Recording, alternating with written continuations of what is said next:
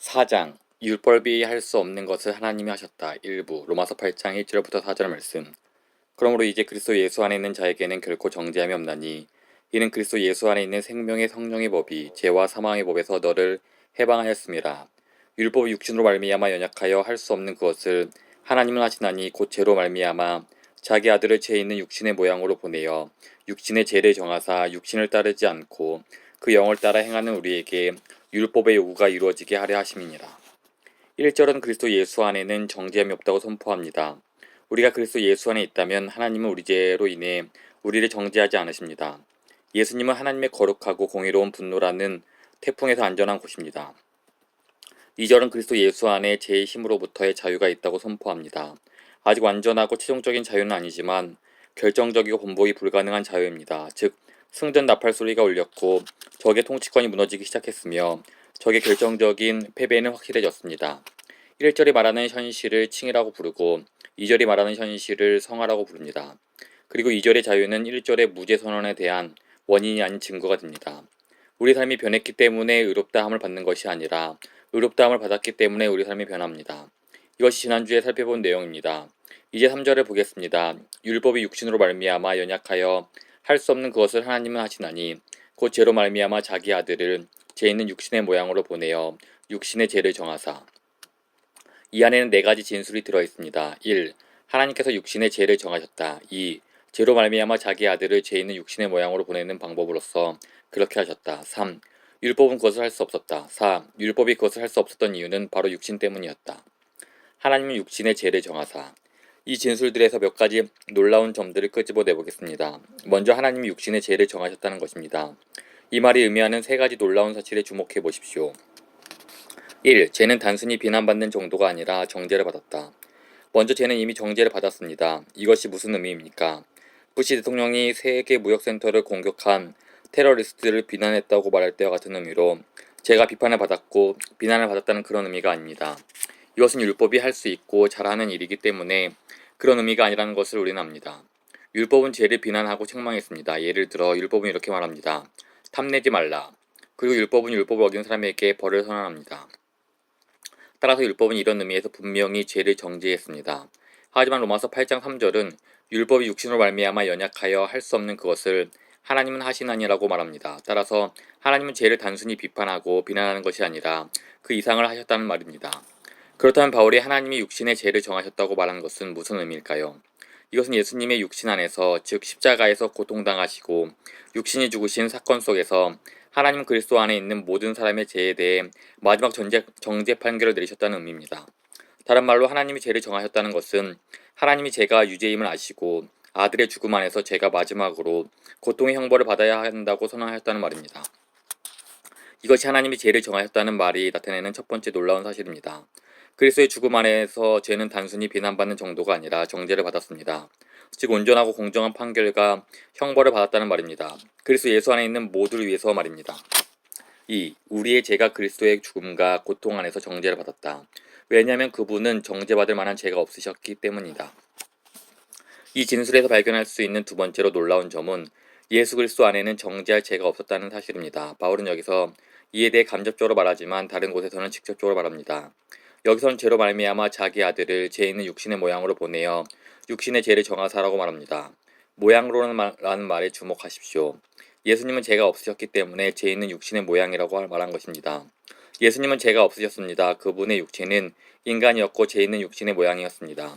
하지만 죄는 없었습니다. 그렇다면 하나님은 어떻게 그분의 육신에 죄를 정할 수 있었습니까? 그분의 육신에는 정죄할 만한 것이 없었습니다. 이에 대한 정확한 대답이 고린도후서 5장 21절에 나옵니다. 하나님이 죄를 알지도 못하신 이를 우리를 대신하여 죄로 삼으신 것은 우리로 하여금 그 안에서 하나님의 의가 되게 하려 하심이라. 바로 이것입니다. 바울은 그분은 죄를 알지 못하셨다고 분명히 말합니다. 예수님은 한 번도 죄를 짓지 않으셨습니다. 지금까지 살아온 모든 사람 중에서 유일하게 죽지 않아도 되는 분이셨습니다.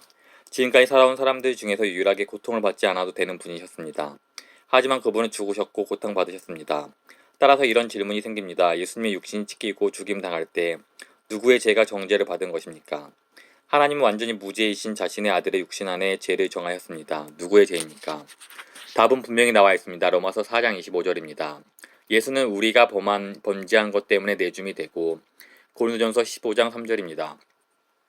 내가 받은 것을 먼저 너희에게 전하였노니 이는 성경대로 그리스도께서 우리 죄를 인하여 죽으시고 갈라디아서 1장 4절입니다.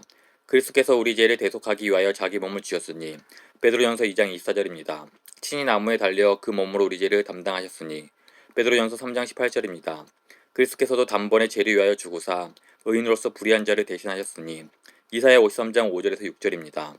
그가 찔림은 우리의 허물 때문이요 그가 상함은 우리의 죄악 때문이라. 그가 징계를 받음으로 우리는 평안을 누리고 그가 채찍에 맞음으로 우리는 나음을 받았도다. 우리는 다 양 같아서 그릇 행하여 각기 제기를 갖고는 여호와께서는 우리의 모두의 죄악을 그에게 담당시키셨도다. 그분의 죄가 아닌 우리 죄가 그리스도의 고통과 죽음 안에서 정죄를 받았습니다. 예수님은 죄가 없으셨습니다. 이 말은 실제로 무엇을 뜻합니까? 바울이 즐겨 사용하던 표현으로 대답해 보겠습니다. 로마서 8장 33, 34절입니다. 누가 능히 하나님께서 택하신 자들을 고발하리요. 의롭다 하신 이는 하나님이시니 누가 정죄하리요. 죽으실 뿐 아니라 다시 살아나신 이는 그리스도 예수이시니. 이 본문에서 누가 능히 하나님께서 택하신 자들을 고발하리요라는 질문에 대한 답은 아무도 없다입니다. 하늘이나 지옥이나 땅 위나 어디에도 없습니다. 왜 그렇습니까? 그리스도 예수가 죽으셨기 때문입니다. 그리고 이제 우리는 예수 그리스도의 죽음이 왜 나의 모든 정죄를 없애는지 압니다. 왜냐하면 그분이 죽으셨을 때 하나님께서는 믿음으로 그리스도 안에 있는 모든 자, 즉 하나님이 택하신 자들을 위해 죄를 정하셨고 형벌을 선고하셨고 완전히 온전하게 그리고 최종적으로 형을 집행하셨기 때문입니다. 그러므로 그리스도가 죽으셨을 때 정죄받고 형벌을 선고받고 완전히 온전하게 그리고 최종적으로 형이 집행한 것은 바로 나의 죄였습니다. 그리고 나의 죄가 그곳에서 최종적으로 온전하게 형벌을 받았다면 나는 다시 그것에 대해 형벌을 받지 않을 것입니다. 이것 외에 우리의 양심을 깨끗하게 할 수 있는 다른 세정제는 우주 전체에서 찾을 수 없습니다. 이 방패 외에는 하나님의 불타는 진노의 불꽃으로부터 우리를 보호할 다른 방패가 없습니다. 마지막 천국 법정에 섰을 때 그리스도께서 내 죄를 위해 죽으셨습니다라는 주장보다 더 효력이 있는 주장은 없습니다. 그리스도께서 내 정죄를 대신 받으셨습니다. 나에게 부어질 예정이었고 응당 부어졌어야 할 하나님의 모든 진노를 그리스도께서 대신 삼키셨습니다. 내게 다른 주장이 필요 없네. 내게 다른 호소가 필요 없네. 예수님이 죽으셨고 나를 위해 죽으셨으니 그것으로 족하네.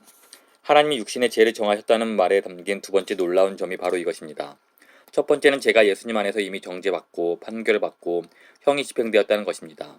두 번째는 예수님에게는 정죄할 죄가 없으셨다는 것입니다. 형벌을 받은 것은 우리 죄였습니다. 하나님이 죄를 알지도 못하신 이를 우리를 대신하여 죄로 삼으셨습니다. 3. 하나님이 육신의 죄를 정하셨다. 이 진술에서 세 번째로 발견되는 놀라운 점은 바로 하나님이 그렇게 하셨다는 사실입니다. 하나님이 육신의 죄를 정하사. 여기서 우리와 깊이 관련되는 부분은 다음의 두 가지입니다. 1. 하나님의 사랑이 우리를 하나님의 진노에서 건지셨다. 먼저 예수 그리스도가 하나님과 인간을 서로 화해시키려고 둘 사이의 중재자로 선 것이 아님을 알아야 합니다. 하나님은 죄인들에게 화가 나셨고 죄인들은 하나님께 적대적인 상황에서 예수님이 죄인들을 사랑해 그들을 하나님의 진노로부터 구하려고 하나님 아버지와 범죄한 인간 사이의 중재자로 나선 것이 아닙니다. 이것은 기독교의 가르침이 아닙니다. 이것은 사실과 다릅니다. 본문 말씀은 이 일을 하나님이 하셨다고 말합니다. 그리고 성경 전체가 이 관점 위에 서 있습니다. 죄로 말미암아 자기 아들을 죄 있는 육신의 모양으로 보내어 하나님이 육신의 죄를 정하사 예수님이 하나님과 인간 사이에 자신을 내세운 것이 아닙니다. 하나님께서 예수님을 하나님과 인간 사이에 세우셨습니다. 하나님께서 자기 아들을 보내셨습니다. 하나님께서 영원하고 피조물이 아닌 하나님의 아들에게 죄 있는 육신의 모양을 입게 하셨습니다. 하나님께서 우리 죄에 대한 정죄의 형벌로서 아들에게 진노를 쏟으셨습니다. 예수님이 하나님으로부터 우리를 구하시려고 나선 것이 아닙니다. 하나님께서 예수님을 보내 우리를 하나님 자신으로부터 구하게 하셨습니다. 하나님께서 친히 하나님의 진노에서 우리를 구하셨습니다. 십자가를 묵상할 때마다 하나님의 진노에서 우리를 구하려고 오신 예수님의 사랑을 묵상하는 데서 그치면 안 됩니다. 하나님의 진노에서 우리를 구하시려는 하나님의 사랑을 묵상하십시오. 예수님을 안다면 아버지를 알 것입니다. 예수님의 마음은 아버지의 마음입니다. 예수님은 아버지와 똑같이 죄를 미워하십니다. 그리고 아버지는 예수님과 똑같이 죄인을 사랑하십니다. 예수님은 요한복음 14장 7절에서 9절에서 말씀하십니다. 너희가 나를 알았더라면 내 아버지도 알았으리로다. 이제부터 너희가 그를 알았고 또 보았느니라. 빌립이 이르되 주여 아버지를 우리에게 보여주옵소서. 그리하면 족하겠나이다. 예수께서 이르시되 빌립아 내가 이렇게 오래 너희와 함께 있을 때 내가 나를 알지 못하느냐.